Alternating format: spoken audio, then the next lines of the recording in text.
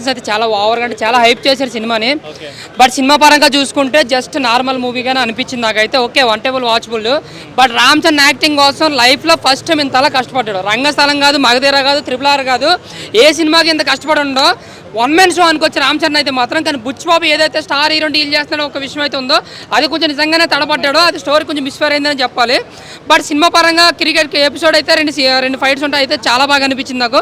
ముఖ్యంగా free interval scene అయితే నిజంగా గూస్ బంప్స్ అన్నమాట. సినిమాని ఏంటంటే కమర్షియల్ ప్లాట్ఫామ్లో కాక ఒక స్పోర్ట్స్ ఎమోషనల్ డ్రామాగా తీసుకెళ్లాలనుకున్నాడు. అది కొంచెం వరకు వర్కౌట్ అయింది, కొంచెం మిస్ఫైర్ అయిందని చెప్పాలి. ఇంకా జగపతి గారి క్యారెక్టర్ కూడా చాలా తక్కువ ఉన్నా సరే చాలా మంది గుర్తుండిపోయే క్యారెక్టర్. బట్ శివరాజ్ కుమార్ గారి క్యారెక్టర్ కూడా చాలా పవర్ఫుల్గా తీర్చిదిద్దారు. బట్ ఏదైతే కుస్తీ ఫైట్స్ ఎపిసోడ్స్ ఉన్నాయో అవి కొంచెం లాగ్ అనిపించింది. బట్ మళ్ళీ క్లైమాక్స్ 2 నిమిషాలు నిజంగానే కంటతడి తప్పించింది. 45 మినిట్స్ అన్నారు కానీ కేవలం 20 మినిట్స్ నిజంగా కంటతడి తప్పిస్తుంది. ఒక్క సీన్ ఉంటుంది, ఆ సీన్ మాత్రం నిజంగా అంటే కంటతడి కాదు, మొత్తం ఏడు చేస్తారనమాట. జాన్వీ పాత్ర ఎలా అనిపించింది మీకు? ఇంకా జాన్వీ కపూర్ కోసం మాట్లాడుకుంటే నిజంగా చెప్తున్నాను, సినిమాకి ఆవిడ వేస్ట్ అండి. సినిమాలో ఆవిడ గ్లామర్ కూడా కొంచెం ఓవర్ అనిపించింది. జస్ట్ ఆ బాలీవుడ్ హైప్ కోసం జాన్వీ కపూర్ని తీసుకున్నారు తప్ప ఎటువంటి ప్రాధాన్యత, ఎటువంటి ఇంపార్టెంట్ లేదు ఆవిడ రోల్కి. ఇంకా రెహమాన్ గురించి చెప్పాలంటే ఈ విధంగా బ్యాక్గ్రౌండ్ నేను ఎక్స్పెక్ట్ చేయలేదు. చాలా అంటే చాలా బాగా ఇచ్చారు. సినిమాలో పెద్ద హైలైట్ ఏదైనా ఉందంటే అది సాంగ్స్, బీజిఎం చాలా బాగుంది. కొన్ని సీన్స్ మనకి ఇంట్రెస్ట్గా లేకపోయినా బీజిఎం వాళ్ళు ఇంకా ఎంజాయ్ చేస్తాం. బట్ ఐటమ్ సాంగ్ కూడా నాన్ సింక్లో వస్తుంది అనమాట. ఒక సీరియస్గా ఒక ఎమోషనల్గా వెళ్తున్న సెకండ్ హాఫ్లో సినిమాలో అలా ఐటమ్ సాంగ్ వస్తుంది. ఎందుకు వచ్చిందా అనిపిస్తుంది నిజంగా. బట్ ఫస్ట్ హాఫ్ లో కూడా నిజంగా చిక్రీ అన్న సాంగ్, రారా అన్న సాంగ్ అయితే మాకు చాలా అంటే చాలా బాగా అనిపించింది. టోటల్ గా సినిమాకి హైలైట్ ఏదైనా ఉందంటే బ్యాక్గ్రౌండ్ సాంగ్స్ అయితే చాలా బాగా అనిపించింది. సేమ్ మూవీలో చెప్పినట్టు క్యాండీ క్రష్, టెంపుల్ రన్ ఇవే చాలా ఫేమస్ అవుతున్నాయి. సో మనం చూడగలం చిన్నపిల్లలు కూడా చాలా ఫోన్స్తో బాగా గేమ్స్తో ఎడిక్ట్ అయ్యి ఆడుతున్నారు. Like PUBG, everything. సో పెద్ద వల్ల ఏంటంటే మంచిగా బయట ఉన్న స్పోర్ట్స్ అన్నీ ఆడాలి అనేసి అంటే సినిమా ఎలా అనిపించింది అంటే జాన్వీ కపూర్ గారి యాక్టింగ్ అసలు లేదు అందులో, వేస్ట్ అనవసరంగా పెట్టారు అవన్నీ చాలా. అందుకే సూపర్ హిట్ అవుతుంది. ఎలా అనిపించింది చిరంజీవి గారు, శ్రీదేవి గారు కాంబినేషన్, వీళ్ళ కాంబినేషన్ ఎలా అనిపించింది?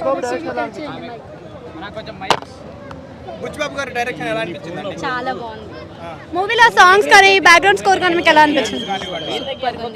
రామ్ చరణ్ అంటే చాలా మంది సినిమా షో అంతలా ఏం లేదు, నార్మల్ అని అంటున్నారు. అది అర్థం చేసుకోవాలి, అది అర్థం చేసుకుని రాకపోతే అంతే. అంటే ఎమోషనల్ ఎక్కువ కనెక్ట్ అయ్యేలాగా ఉంది అని అంటున్నారు కదా, మీరు ఎక్కడ ఎమోషనల్గా కనెక్ట్ అయ్యారా? అసలు మీకు ఎక్కడ హైలైట్ అనిపించింది? రామ్ చరణ్కి మేము ఎప్పుడో కనెక్ట్ అయిపోయాం. సో ఏ మూవీలైనా కనెక్ట్ అయ్యి ఉంటుంటాం. మీరు హైలైట్ ఏమనిపించింది సినిమాలో? మంచి క్యారెక్టర్ అని చెప్పొచ్చు, మంచిగా ఒదిగిపోయి చేసిన క్యారెక్టరు. నేను ఒక మగధీర అంత ఇష్టపడ్డాను, ఒక రామ్ చరణ్ గారిది రంగస్థలం అంత ఇష్టపడ్డాను, పెద్దిలా అంత ఇష్టపడ్డా.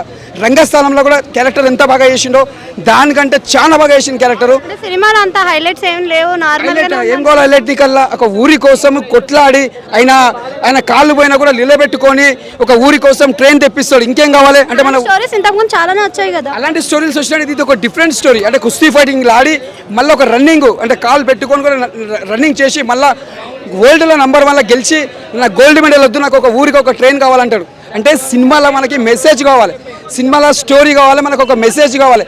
అంత బాగుంది. అంటే మేము చెప్పాలంటే రంగస్థలం ఎంత బాగుందో సినిమా దానికి మించి బాగుంది. బాగుంది. జాన్వీ కపూర్ క్యారెక్టర్ బాగుంది. మన శివరాజ్ కుమార్ క్యారెక్టర్ కూడా చాలా బాగా చేసిండు. చెప్పండి జగపతి బాబు గారు కూడా చాలా బాగా చేసారు. ప్రతి ఒక్క ఆర్టిస్ట్ చాలా బాగా కష్టపడ్డారు. ఈ సినిమా మాత్రం చెప్తున్నా రాసి పెట్టుకొని రామ్ చరణ్ కెరియర్లో మంచి హిట్ సినిమా అని చెప్పొచ్చు.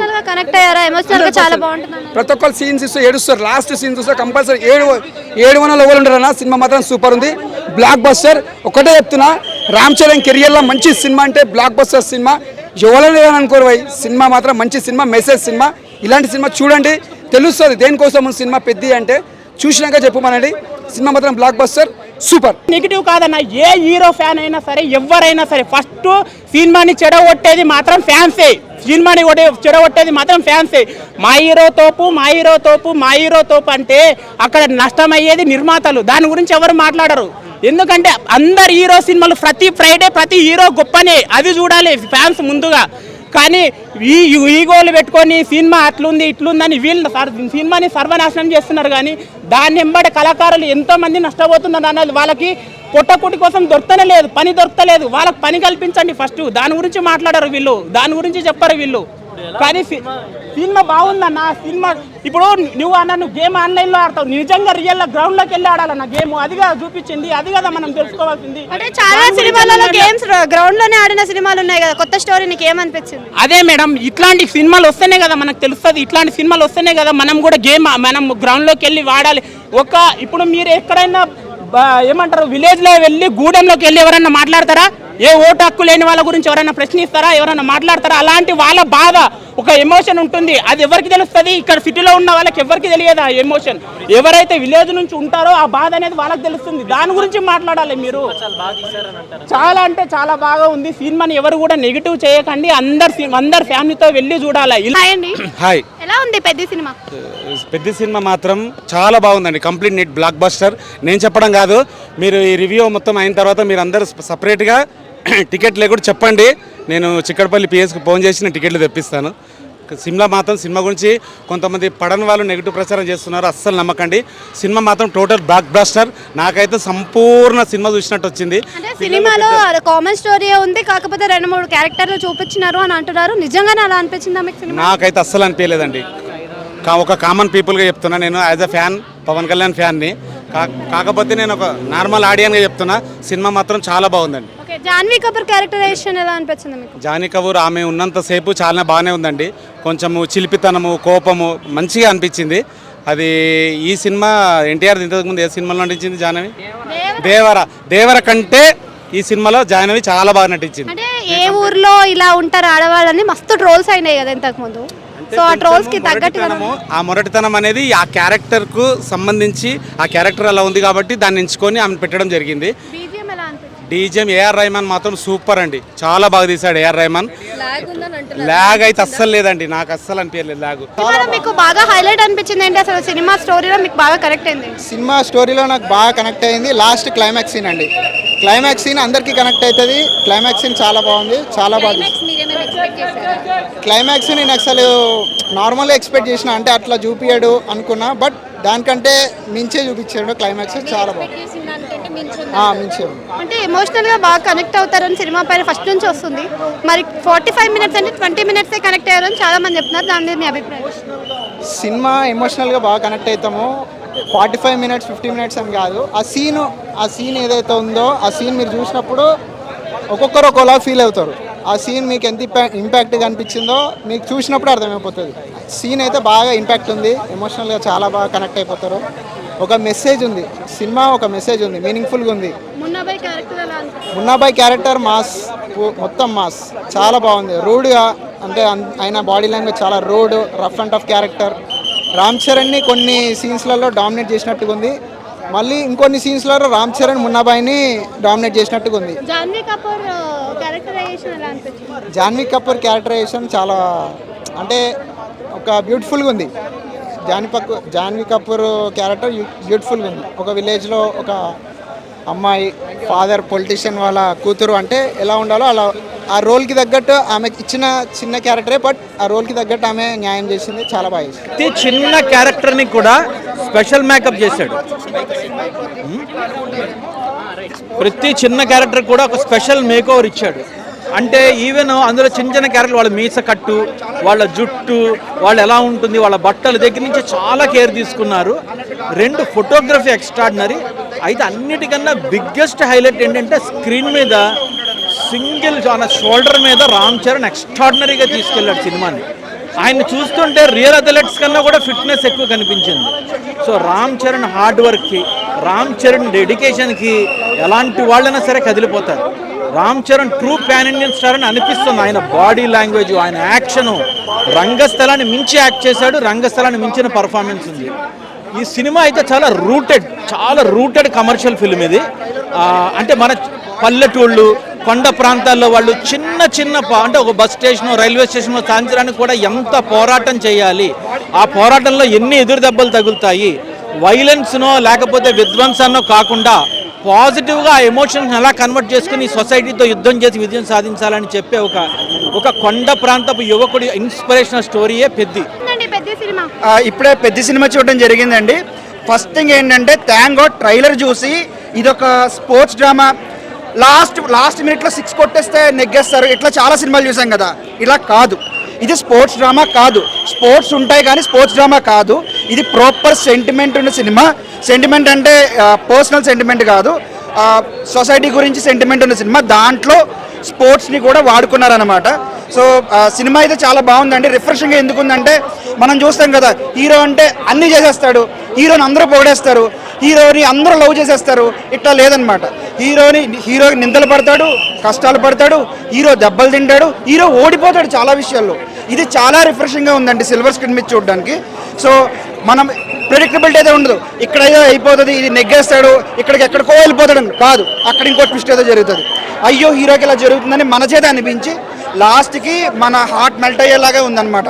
సో ఇది ప్యూర్ సెంటిమెంట్ని మెయిన్ ట్రాక్గా పెట్టుకుని మధ్యలో స్పోర్ట్స్ డ్రామా పెట్టిన సినిమా అండి. సో స్పోర్ట్స్ డ్రామా అని ఎవరు అనుకోవద్దు, స్పోర్ట్స్ డ్రామాని ఎవరు మిస్ చేసుకోవద్దు. ఈ సినిమా స్పోర్ట్స్ అంటే ఇప్పుడు మనం చూస్తాం కొన్ని బాక్సింగ్ సినిమాలు ఉంటాయి, హీరో పడిపోతాడు, ఎవరో గట్టిగా అరిస్తే లేచి కొట్టేస్తాడు. అట్లా ఉండదు, అట్లా అస్సలనే ఉండదు. ప్రతి చోట మనకి హీరో మీద అయ్యో అనిపించేలాగే ఉంటుంది. కస్టమైజేషన్ చేయించుకుంది. తిను 2 months నుంచి వెయిటింగ్ పెద్ద మూవీ కోసం. ఎలా అనిపించింది మనం పెద్ద సినిమా చూడగానే? ఎక్స్పెక్టేషన్స్ బాగుందండి. పెద్ద యాక్షన్ అదర్స్ అసలు ఆయన చూడడానికి వెళ్ళిపోవచ్చు డైరెక్ట్గా మూవీకి. ఓన్లీ రామ్ చరణే మెయిన్ అండి. ఇంకా మిగతా క్యారెక్టర్స్ అందరూ కూడా వాళ్ళకి చాలా బాగా న్యాయం చేశారు. ఇంకా ఈ అమ్మాయి పెద్ద ఫ్యాన్.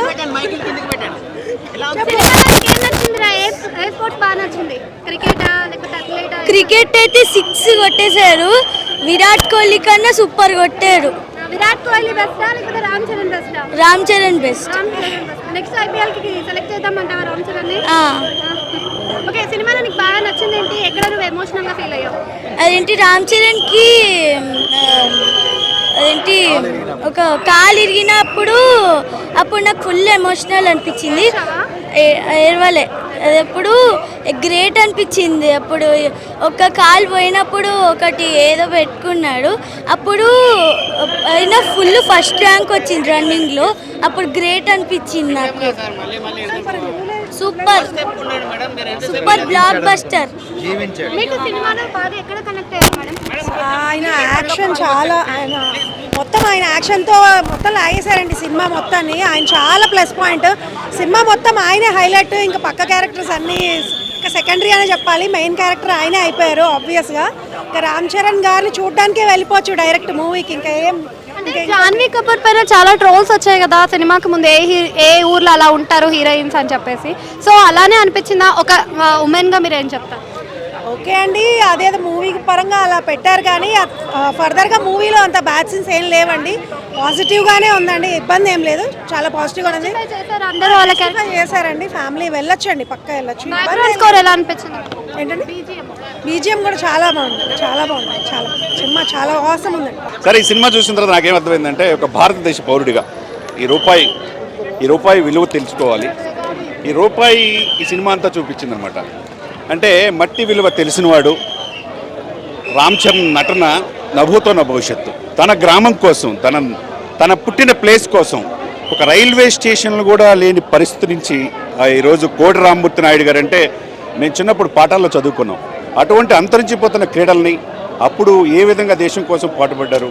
ఆ తర్వాత రామ్ చరణ్ గారి నటన అయితే ఆ కాలిపోయే సన్నివేశం చూసారండి. చివరి హాఫ్ అన్ అవర్ కళ్ళమ్మని నీళ్ళు తీసుకొచ్చే సన్నివేశం. జగపతి బాబు యాక్షన్ కావచ్చు, జాన్వీ కపూర్ కావచ్చు, బుచ్చిబాబు నిజంగా హ్యాట్సాప్. ఉప్పిన ద్వారా నేషనల్ అవార్డు పొందారు.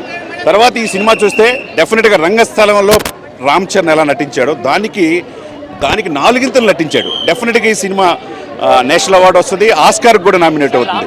చాలా కష్టపడ్డారు కదా సినిమా కోసం. కానీ అయితే రాత్రి నుంచి కొంతమంది అంటే ఫస్ట్ హాఫ్ కొంచెం ల్యాగ్ ఉందని, సెకండ్ హాఫ్ కొంచెం అలా చెప్తున్నారు కదా. ఇప్పుడు మెగాస్టార్ ఫ్యామిలీ నుంచి వచ్చి ఏ సినిమాలు వచ్చినా ఒకరోజు ముందే నెగిటివ్ టాక్ చేసేది కొంతమంది ఉంటారు. దాన్ని మనం ఏం చేయలేం. ఈ రోజు సర్వే చూసుకోండి, అన్ని రిపోర్ట్లు టైమ్స్ ఆఫ్ ఇండియా కాడి నుంచి అన్ని పొద్దు నుంచి వచ్చిన రివ్యూలు చూస్తూ ఉంటే అన్నీ కూడా అవుట్ ఆఫ్ 5కి 4-5 వచ్చినాయి అంటే ఎందుకు ఇస్తారు? కాబట్టి విమర్శించే వాళ్ళు ఉంటారు. అది మెగా ఫ్యామిలీ అంటే అందరు హీరోలు అయ్యారు, అందరూ సక్సెస్ అయ్యారు. అది అటు చిరంజీవి గారు కావచ్చు, పవన్ కళ్యాణ్ కావచ్చు, రామ్ చరణ్ ఒకరి మించి ఒకరు హీరో అవుతున్నారు. ఇప్పుడు తండ్రికి మించిన తనయుడిగా రామ్ చరణ్ నటన అద్భుతం, నభూతో భవిష్యత్తు.